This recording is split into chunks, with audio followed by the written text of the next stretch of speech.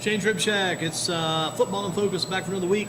Back on the trail, I guess you'd say. Back ready for the games this week. And Joe Sirera's with us in News and Record. Joe's checking in. What about surprises last week? That Paige game surprised you last week? Definitely. Game of real momentum swings. Paige down 16-0 early, up 29-16 going to the fourth quarter, and then they lose 39-29, get outscored 23-0 in that fourth quarter. I didn't figure on them losing to Davie County, and I certainly didn't figure on a relatively experienced Paige defense giving up 39 points. Some of it was special team stuff and defensive scores, but still, that's a lot of points for that team to give up with that much talent on defense. And do you see that as something Paige will begin to turn around this week? Yeah, I think they're going into a pretty good situation this week against a relatively inexperienced Northern Guilford team with a new coaching staff that hasn't got a game under its belt yet. I think you got to give a big edge to Paige in that one. When Paige beat them 52-14 last year. What about you look at Northwest and Smith, and Northwest destroys Smith. Northwest missing 4 key players. Does that surprise you? I know you figured that Northwest would probably win, but boy, like that. Yeah, and the final margin was a little bit misleading. It was 44-26. At one point, it was 30-0 early in the second quarter. So, yeah, that definitely surprised me. I mean, I think I expected it to be much more like the Northwest Smith game 2 years ago, where I think it was an 8-point game, like 21-13, than last year's 35-0 blowout, and we ended up with a blowout again. I think that speaks to the depth in that Northwest program, that they've got kids who could step up, and they do certainly have a lot of firepower. Do you think it speaks also to the fact that Northwest gets those guys back? You better look out. I think it'll take a while to get them back into the swing of things. Trey Turner, this is the first week he's been able to practice since June, I think it was, or early July, when he had the ankle injury playing for Team CP3 in AAU ball. Thomas Hennigan, I think he'll probably jump right back in.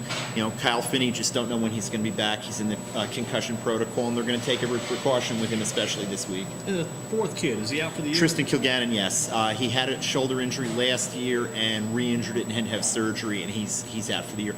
And Coach Jared Rolfus said he's their best two-way lineman, so that is a loss for them. It is a big loss. And his last name, Kilgannon? Tristan Kilgannon. Gotcha. Yep.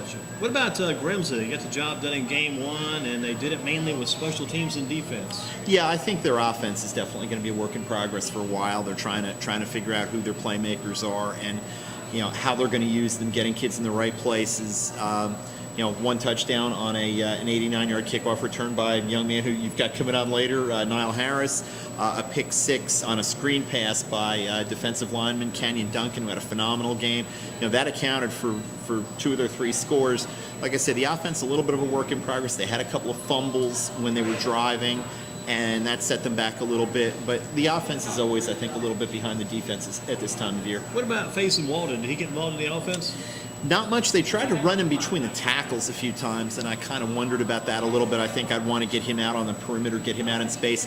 Did throw a quick out to him where he put a move on one kid, stiff-armed another, went about 20-25 yards down the sideline, and they angled him out, and I thought he was going to go the distance with that, but that was about it. He was not that involved in the offense, or as much as I thought he might be, but he was playing every snap on defense. Where are your riders? Where are they going to be at this week? You got guys going where this week? I will be at Northern Guilford at Johnny Roscoe Stadium for their opener against Paige tomorrow night. We have Tim Nash, freelancer, helping us out and doing a great job for us. He will be at Southern Guilford for Grimsley's game there. Darryl Brown's return to his former coaching grounds there, and we will have Jason Gertner helping us out to cover Eastern Guilford at Southeast Guilford. Three pretty nice games. What about any kids that have kind of fallen under the radar? Some kids that may not have been talked much about here as we head from the preseason to the regular season? Some people we should keep an eye open for. We hear about the big names quite often. What about some of these kids maybe falling under the radar right now? Well, I think tomorrow night, Northern Guilford's offense, most of it is going to run through a transfer from Southern Durham. Ironically, his last game as a high school player before tomorrow night was against Northern Guilford for Southern Durham in the 3AA East Regional Final. Myron MJ Frazier, about 5'9", 5'10", but he is 205, 210 pounds of muscle. He looks like a college running back now. He's got good quickness, good bounce, good cuts, nice hands. They're going to throw it to him. They're going to run draws to him. He's going to touch the ball. If they're going to win the game, he's got to touch the ball 25, 30 times. I think he's a kid who'll really emerge. There's some other kids. Western Guilford is 1-0. They're playing Northwest tomorrow night. Mikey Kennedy was a big part of that. They put him in last year as a sophomore. Took his lumps a little, but I think that program still got some ground to make up. Picked up a kid named Nate Johnson, a running back, had about 94 yards last week. He might be a boost. Don't know anything about him. He played well. Another player for them goes both ways. Khalil Barino had a real nice game, had a couple touchdowns. I mean, I think those are guys that you don't hear a lot about. You know, Western is still going to struggle a little bit, but I think they're moving in the right direction, and you know, Northwest will set them back a little bit, but I think that's definitely trending upward. Andrews, another team that didn't play opening week. Traditionally, they haven't played in the opening week along with Northern. They scrimmaged each other last Wednesday, so that was good for both of them. But new coach there, John Patterson, an alumnus. Travis Steele, a running back for them, who had a very good year last year, was kind of co-number one back with Jamad Cherry. Travis Steele has to touch the ball a lot if they're going to be successful, and they're going to get him the ball in a lot of ways, not just as a receiver and as a running back. They use him in wildcat sets. They move him in motion, jet screens. They're going to try to get him the ball a lot of different ways. And they've got a couple of really good defensive linemen. And like I say, an Andrews team we don't hear a whole lot about. Big kid, Tyrese King, who's 6'3", about 320, 325. And he was a big factor for them last year. And they're pretty young, except with Travis Steele and a couple of other kids. They're going to rely on that defensive front, and he's a big part of it. You don't hear about a lot about the Eastern Guilford kids in general. That's a program that always kind of seems to fly under the radar a little bit. And there's a lot of talent there. Kyan Howard, a linebacker, is a very, very good player. Their defensive coordinator said he's the best high school linebacker he's had. James Artis, who plays some on offense and defensive back, has some Division I offers. Big young lineman, Spencer Clapp. Yep.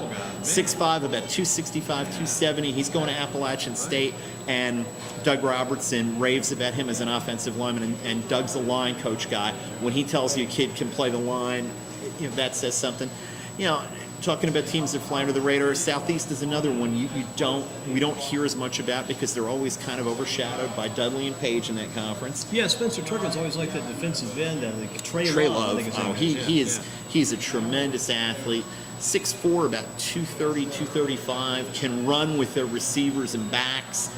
He's a junior. He's still kind of getting to the point where he doesn't bring it on every play. When he starts to bring it on every play, he's going to have a lot of FBS level offers. The guy like that in Southeast is that Ryan Douglas, that young quarterback. Got a lot of zip in that throw. I mean, Best is their other quarterback. They rotate him pretty well. Best can run, but I tell you, Douglas is a good thrower, a good passer. He's good enough that Coach Fritz Hessenthaler is going to open things up a little bit more this year and try to get the ball out in the air, quick passes, quick screens to people, and he's doing that because he's got a really good quarterback, as you say, a sophomore, Ryan Douglas. What about this? Any schools that are feeling the pressure to win here early in the season? Any schools, you know, that there's kind of some pressure on these guys to start winning a few games? Well, I think there's a little bit of skepticism with Northwest. I think there's a lot of offensive firepower there. I don't think their defense got enough credit last year for being as good as it was. You look at their scores, and people didn't drop a lot of points on them. That defense, I think, was a little better than people thought it would be, but I think the expectation was that offense would be more explosive even than it was last year. I think there's a little bit of pressure there. Next week they're going to play Northern Guilford, and that is a team that other than a forfeit, that's a team that they've never beaten. And Jared Rolfus was the offensive coordinator there in 2013. He wants that game bad. His kids want that game bad. There's pressure with that. A different kind of pressure, I think, with Dudley. The two games that they lost last year, the Richmond County game in the regular season and the Charlotte Catholic game in the playoffs, are two games that they very easily could have won. Anything less than a state championship for that program doesn't meet expectations. Davis, as to what's you look at the season, what should your regular season or overall season record be? You say 16-0. Yeah. That's what people expect. Yeah, that is the expectation there. The talent is there. The coaching staff is strong. The support for the program is there. That's a good pressure, though. Yeah. That's the kind of pressure that you want. And it's the kind of thing, we may only be playing 15 games. People still expect us to be 16-0, and we're playing 15. Exactly. That's the kind of program that they've established. I think those are places where there's definitely some pressure. I think Eastern Guilford, I think there's a little self-imposed pressure there. Doug Robertson says this is the best team he's had in his 4 years there. He sure wants to beat Northern Guilford too. That's his deal. He came awfully close last year, disputed 2 years ago, disputed 2-point conversion play. Was a little iffy, but he also told me, he said, yeah, I think this is the best team I've had here. I think we can contend for the title. And he's going to jump up to Eastern Alabama, Western Alabama too. He's got to be able to compete with those guys at the top. If you can't compete with Eastern Alabama, Western Alabama conference, you can't win the conference. And that's what he told me. And I'm sure he's told you the same thing, that, yeah, he thinks the team is better, but until they go out on the field and they beat the teams that are ahead of them in that conference, those two in particular, they haven't arrived yet. And I think that's some pressure on them. What about these Time Warner cable high school games? You watch any of those? Because there's been a lot of that on TV, even in the preseason. Watching the game, gosh, it may have been today or yesterday, watching Charlotte Catholic versus Charlotte Christian. It seems like they've got a 24-hour channel there on Time Warner Cable. And I was watching Paige highlights last Saturday night. They're showing the Friday night scoreboard show back against Saturday. I'm thinking, gosh, this is a pretty interesting deal, how much coverage they actually have on that channel. They're doing a lot, and they've got the Thursday night games. There aren't any involving Guilford County teams this year. Last year we had Northern Guilford up at Reedsville, I believe it was a game that they showed on a Thursday. A lot of the schools are reluctant to move their games. They approached Grimsley and Paige about moving that game last year, and there's no way that game is ever going to be played on a Thursday, simply because of the charity golf tournament. They have all the other things surrounding that game. They have a hard time getting rivalry teams, although last week they had Kannapolis, Brown, and Concord. I watched that last Thursday. I was coming home for the Grasshoppers game. I've been popping my Sheets. Sheets has got that on their TV almost time. Sheets, not a free plug, one of those drop-ins for them. But anyway, watching that game last Thursday night, boy, Kannapolis, Brown all over Concord. That game was at Concord, and Concord's ready to hire going in. That was kind of crazy. Yeah, Brown's a great program. I mean, Boiling Springs, Crest, Shelby, the schools down that way. There's some great football down there. But talking about the TV coverage, they've really ratcheted things up on Thursday nights. And I don't know if you've seen what WRAL is doing over in the Triangle. Yeah, I've been reading about that on the website. They are doing live cut-ins, kind of like the NFL Red Zone type of thing, at 5 games. That's 5 games every Friday night. Not only manpower, but technology manpower too. That's going to be a tough undertaking. I hope they have success with that. Yeah, it's a great thing for high school sports over there. They've got the TV station, so and they have a very good website arm with reporters and all. So it's a little easier. They've got the staffing already kind of in place to do it. I credit them for being ambitious enough to try. Exactly. I'd love to be involved with something like that, but you've got to have the technology, you've got to have the resources, and I hope they do very well with it. How about talking to Joe Sirera, News and Record? What's your Friday schedule? Take us early during the day when you get up and get moving. What's your Friday schedule like? You go from the beginning toward the very end of the day, and let us know when the end of the day is too. The funny thing with me with Fridays is Fridays actually until about 5 o'clock is kind of a slower day. Gotcha. I've got We've already done a lot of up to that point. I work on some things for our Sunday section. We do a Q&A with a student athlete every week. That has to be done by Thursday night, Friday morning, because that's a page where some of the work is done in advance, and I have that ready to go on the website. We have events to watch. I can put that together pretty much ahead of time. I start working on, we have a high school football playbook feature that we run every Sunday, and part of that I can't do obviously until games are over, but part of it is looking ahead at games for the following week. I can kind of get started on that, but until I see what happens, I can't do as much. But all those are things that I kind of have to have in place. Fridays for me, typically I'll go into the office, touch base with a few coaches who have games that night, and a few other people about various games. I really start gearing up probably about 5 o'clock. I've got my rosters ready to go at that point. I've got my scorebook ready to go. I've got all that stuff in hand, and I kind of refresh my memory on that, and then get out to the stadium as early as I can. To get all the technology set up with my laptop so I can tweet and I can shoot some pictures and I can be ready to go with my story to write as the game goes on, and then just to watch the teams warm up, see if any kids are in street clothes, on crutches or whatever we didn't know about, to keep an eye out for that sort of thing. And just sometimes you can tell a little bit, I'm sure you've seen this, watching teams warming up about what their mindset is that night and kind of get a feel for that. And then once the game is on, like you guys are tweeting out scores and keeping people up to date. I'm live tweeting from games, score updates, big plays, things like that. Once the game's over, just like you guys, go down to the field, get some quotes as quick as I can. I've got a 10:30, and I can push the 10:45 deadline to file a story. Your story's got to be filed by 10:45 at the latest, unless there's overtime or something. It's done. That's maybe you're pushing the send button. It's done at 10:45. I have to keep the score by quarters and the scoring summary as the game goes on, so that when the game's over, unless there's a scoring play at the end, I kind of hit the button on that. But as soon as that game ends, I've got to go down there, get quotes, run back up to the press box, listen to the quotes I need, have some of the story a little bit written as the game goes on, finish the story, file it, and then I head back to the office, try to help track down some scores, try to see if there's some games that we can catch up with before our deadline that we haven't heard from, and then work on that HSXtra football playbook for Sunday, looking, once we know the outcome of the Friday games, how that's going to impact 3 or 4 games that we're featuring for the next week. Friday you're already doing Sunday. You're working on Oh Sunday yeah, and Friday, yeah, right? And I'm there maybe till 1 or 2 in the morning, but that's okay. And then Saturday morning I get up and help some folks over in the Winston-Salem area do a high school football It's show on interesting Saturday too because mornings. I checked the Journal out this week. It's like you go all the different papers online they can. Last week the Journal, you probably had more Greensboro News and Record representation in the Journal than the Journal had representation. Your story is, I think the Paige game was in there, 2 or 3 other games too. Yeah, Northwest Guilford game, I know. Well, part of our situation there, same company, the H Yeah, Media exactly. owns both. Their deadline on Friday night is an hour and 15 minutes later than ours, so they have a lot more leeway to pull some of our stories in and get some content from us. We don't have that luxury with them. In fact, their reporters most of the time don't even file their stories by our deadline because it's not their deadline and they don't work for us, they work for the Journal, so we're kind of out of luck on that, and that's how it goes. But it's most papers now our size are part of chains, and we're in with the Winston-Salem Journal, the Raleigh News and Observer, and the Charlotte Observer are the same company now, and they share a lot of content on the Panthers, on college sports.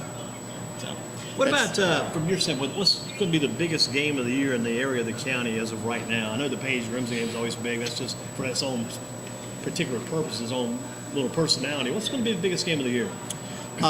Paige and Dudley was a big one last year.